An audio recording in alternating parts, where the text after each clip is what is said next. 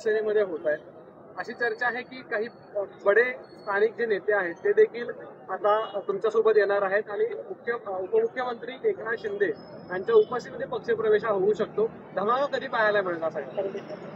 18 तारखेला स्वतः राज्याचे मुख्यमंत्री हे दावोसला जात आहेत। मी 19 तारखेला दावोसला जातोय। मी 24 तारखेला परत येणार आहे। त्याच्यामुळे 24 तारखेपर्यंत आपण वाट बघावी।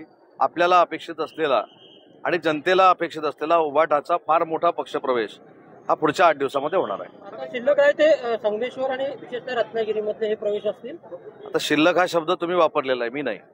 पण मी परवा देखील 15 दिवसापूर्वी असं सांगितलं होतं की ज्या पद्धतीनं महाराष्ट्राच्या राजकारणाची दिशा बदललेली आहे, आम्हाला गद्दार म्हणणाऱ्यांना आता असं वाटतंय की आम्ही खरे सच्चे होतो। आम्ही ज्या ठिकाणी राहिलो ते काँग्रेस बरोबर गेल्यामुळे खरी परिस्थिती आमची तशी आहे। त्याच्यामुळे हे सगळं रिअलाइज झाल्यामुळे सगळी लोक हे उभाठामधनं आमच्याकडे येत आहेत। आणि रत्नागिरी जिल्ह्याचं भविष्य जर सांगायचं असेल तर शिवसेने